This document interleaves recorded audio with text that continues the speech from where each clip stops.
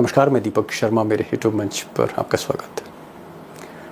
दोस्तों, अगर दो अलग अलग पार्टियों के बड़े नेता बार बार मिल रहे हैं तो समझ लीजिए कोई बड़ा पॉलिटिकल डेवलपमेंट, कोई बड़ा राजनीतिक डेवलपमेंट होने जा रहा है। और ये बात मैं इसलिए कह रहा हूं क्योंकि राहुल गांधी के नज़दीकी चीफ मिनिस्टर रेवंत रेड्डी आजकल नायडू बाबू के बहुत करीब हो रहे हैं। दोनों नेताओं में, नायडू और रेवंत रेड्डी में बार बार मुलाकात हो रही है। ये मुलाकातें विदेश में हो रही हैं, ज्यूरिच में हो रही हैं, ये मुलाकातें दिल्ली में हो रही हैं, दोनों की मुलाकातें अपने प्रदेश में हो रही हैं। और इंपॉर्टेंट बात, अहम बात यह है कि ये जो मुलाकातें हैं ये सिर्फ उपराष्ट्रपति चुनाव को लेकर, वाइस प्रेसिडेंट इलेक्शन तक सीमित नहीं है। दरअसल मामला उपराष्ट्रपति चुनाव से भी ज्यादा बड़ा है और ये आगे मैं इस वीडियो में आपको बताने जा रहा हूं। अब दोस्तों, बड़ी खबर पर आने से पहले मैं चाहूंगा कि दो बातें जो मैं आपसे साझा करने जा रहा हूं, इस पर जरा गौर करिएगा। दोनों ही बातें, दोनों ही पॉइंट्स नायडू बाबू से जुड़े हुए हैं और अगर आप गौर करेंगे तो कहानी एकदम क्लियर होगी। नंबर एक, नायडू बाबू ने कुछ दिन पहले अपने पदाधिकारियों के साथ, अपने कोर कमेटी के साथ एक बातचीत की और उसमें उन्होंने कहा कि हमें नवंबर तक शांत रहना है, हमें रिएक्ट नहीं करना है। यानी एनडीए की सरकार पर, मोदी पर, शाह पर हमको कोई प्रतिक्रिया नहीं देनी है, चुप रहना है। अब इसका मतलब यह था कि नवंबर तक हम बिहार का जरा मिजाज देखें, बिहार का नतीजा देखें। अगर बिहार में जेडीयू हारती है, एनडीए हारती है, नीतीश बाबू कुर्सी से उतरते हैं, जेडीयू कमजोर होती है और मोदी पे प्रेशर और बढ़ता है, एनडीए पर प्रेशर और आता है, तो हम फिर आगे की रणनीति तय करेंगे। ये बातें नायडू बाबू ने अपने पार्टी की इंटरनल मीटिंग में कही। समझने की कोशिश करिए। पॉइंट नंबर 2, इस पर भी गौर करिएगा, सबसे ताज़ा डेवलपमेंट है।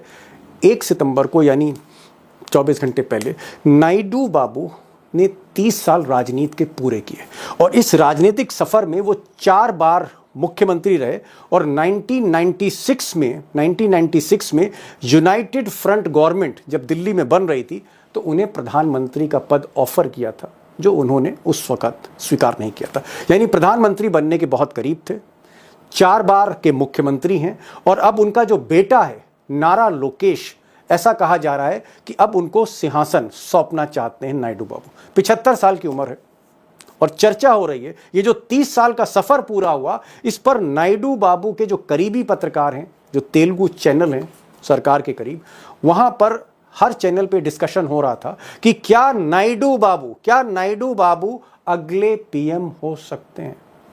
जी हां, मैं नहीं कह रहा हूं, तेलुगु मीडिया कह रही है, तेलुगु मीडिया डिस्कस कर रही है। क्या नायडू बाबू आगे चलकर मोदी को रिप्लेस कर सकते हैं?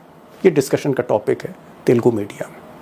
अब दोस्तों, जो बड़ा सवाल है वो ये है कि पूरा विपक्ष, समूचा विपक्ष, जिसमें ममता बनर्जी भी हैं, उसमें शरद पवार भी हैं, उसमें स्टालिन भी हैं, उसमें अरविंद केजरीवाल भी हैं, तेजस्वी हैं, अखिलेश हैं, हेमंत सोरेन हैं और राहुल गांधी तो हैं ही।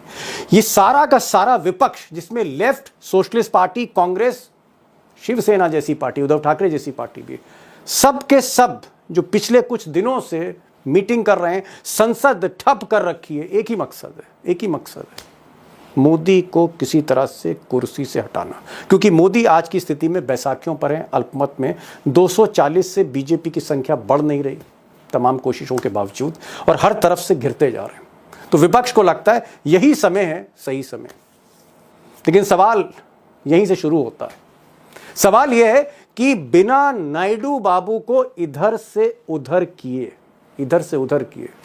विपक्ष चाहे कुछ कर ले, मोदी को कुर्सी से नहीं हटा सकता। और एक बार अगर नायडू इधर से उधर आए तो मोदी को एक दिन में हटाया जा सकता है। ये मैं नहीं कह रहा हूं, ये लोकसभा की गणित कह रही है और आप उसको समझने की कोशिश कीजिए।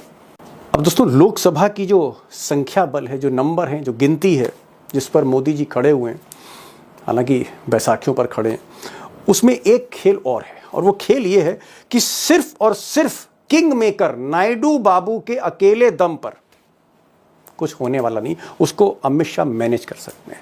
सवाल इस बात का है कि जो कैलकुलेशन नायडू बाबू भी कर रहे हैं, राहुल गांधी भी कर रहे हैं, हम और आप भी कर रहे हैं, वो कैलकुलेशन ये कहता है कि नायडू बाबू को थोड़ा सा सपोर्ट चाहिए और इसीलिए वो नवंबर का इंतजार कर रहे हैं। इसलिए कर रहे हैं क्योंकि नवंबर में जिस तरह के सर्वेज आ रहे हैं, जिस तरह के रिपोर्ट्स आ रही हैं बिहार से, वहाँ पर ऐसा लगता है कि नीतीश कुमार की पारी समाप्त हो रही है, एनडीए के हाथ से सत्ता जा रही है, राहुल गांधी तेजस्वी महागठबंधन ये सरकार बना सकते हैं। और ऐसी स्थिति में जब नीतीश कुमार गद्दी से उतरेंगे तो जेडीयू वीक हो सकती, टूट सकती है, और इसी का इंतजार है। इसलिए मैं कह रहा हूं कि अगर आप संख्या देखें 293 की संख्या है इस वक्त मोदी जी के पास, जिसमें 240 बीजेपी के हैं। अगर इसमें नायडू बाबू के 16 सांसद हम लेते हैं और उनको घटाते हैं तो भी 277 हैं मोदी जी के पास, 272 के बहुमत से 5 ज़्यादा। यानी नायडू बाबू से अकेले काम नहीं होगा। इसमें चिराग पासवान को या तो लाया जाए या फिर जयंत चौधरी को लाया जाए या जेडीयू टूटे। जेडीयू अगर स्प्लिट करती है तो ये खेल हो सकता है। और जिस तरह की खबरें मुझे मिल रही हैं, आगे मैं डिस्कस करूंगा, चिराग पासवान नाराज हैं, वो चिराग पासवान जिनकी पार्टी तोड़ दी थी अमित शाह ने। नाराज जयंत चौधरी हैं क्योंकि जयंत चौधरी की जो राजनीति है पश्चिमी उत्तर प्रदेश की, जहां जाट और मुस्लिम के बगैर सीटें आती नहीं है, इसलिए जयंत चौधरी चरण सिंह के टाइम से समाजवादियों के साथ ज़्यादा सहज हैं। तो जयंत चौधरी भी अगर उनको बड़ा ऑफर मिला, छोटा मंत्रालय अगर बड़ा मंत्रालय मिला, चिराग पासवान को बड़ा मंत्रालय मिला, तो खेल कभी भी हो सकता है। और अगर चिराग पासवान या जयंत चौधरी या फिर 12 में से अगर 8 भी आ जाएं जेडीयू के, तो सोचिए क्या संख्या होती। अगर आप ये ग्राफिक्स देखें तब संख्या होती है 293 से अगर हमने 16 माइनस किए 277 आए। लेकिन अगर इसमें मैंने चिराग पासवान के 5 सांसद जोड़े, जयंत चौधरी के 2 जोड़ दिए, या 7-8 सांसद मैंने जेडीयू के जोड़ दिए, तो संख्या आती है 262। और आप कहेंगे कि मैंने पवन कल्याण को क्यों नहीं जोड़ा जिनके पास 2 सांसद है, मैंने इसमें शिंदे को क्यों नहीं जोड़ा जिनके पास 7 सांसद हैं। शिंदे को इसलिए नहीं जोड़ा क्योंकि शिंदे को उद्धव ठाकरे किसी कीमत पर आने नहीं देंगे। तो सवाल है कि अगर बिहार में किसी तरह से सत्ता जाती है, जेडीयू कमज़ोर होती है, ये मौका है जब नायडू बाबू पहल करेंगे। और इसीलिए उन्होंने अपनी इंटरनल मीटिंग में कहा कि लेट्स वेट फॉर नवंबर तक रुकिए आप लोग, उसके बाद हम पुनर्विचार करेंगे। उसकी गणित सिर्फ ये कि चिराग पासवान नाराज हैं, जयंत चौधरी खुश नहीं है, जेडीयू टूट के कगार पर है, और नीतीश बाबू तैयार हैं, 4 बार के सीएम अब पीएम बनना चाहते हैं। वो गलती नहीं करना चाहते जो उन्होंने 1996 में की थी।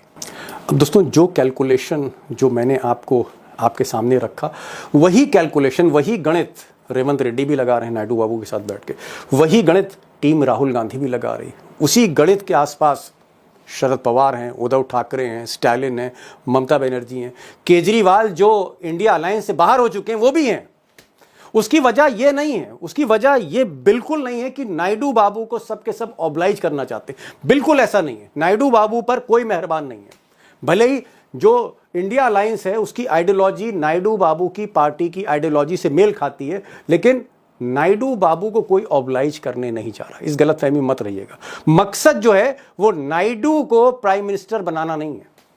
मकसद जो है विपक्ष का वो मोदी जी को कुर्सी से हटाना है। मोदी को हटाना मकसद है, नायडू को पीएम बनाना नहीं।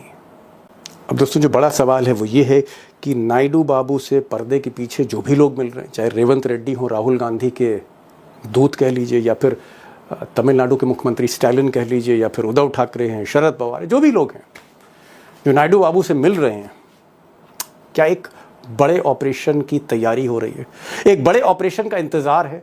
और क्या ये सारा का सारा जो आप खेल देख रहे हैं ये नवंबर के बाद शुरू हो सकता है? क्योंकि नवंबर में बिहार से जो नतीजे आने वाले हैं वो हो सकता है मोदी और शाह या बीजेपी के लिए माफिक ना हो। तो होने क्या जा रहा है? ऐसा सवाल जो शायद नायडू और कांग्रेस पर ज़्यादा फोकस है आज की तारीख में, और इसलिए मैंने राजशेखर राव साहब को बुलाया है, जो तेलंगाना और आंध्र प्रदेश की राजनीति पर गहरी नज़र रखते हैं, पकड़ रखते हैं। राव साहब को सुनिए, हिंदी बोलते हैं, दक्षिण भारतीय लेकिन हिंदी बोलते हैं, बहुत अच्छी बोलते हैं, उनको सुनिए। और साथ में उमाकांत जी को सुनिए, क्योंकि उमाकांत जी 1996 में जब किसी तरह से नायडू के हाथ से प्रधानमंत्री का पद चला गया था, बनते बनते वो रह गए थे, वो यूनाइटेड फ्रंट के कन्वीनर होकर रह गए, उनको अब तक फॉलो कर रहे हैं, पिछले 25-30 वर्षों से फॉलो कर रहे हैं। उनको भी सुनिए कि नायडू के माइंड में क्या चल रहा है और अपनी कोटरी से, अपने पदाधिकारियों से, अपनी टीम से वो क्या बात कर रहे हैं। सुनिए, पिक्चर क्लियर होगी, होने क्या जा रहा है।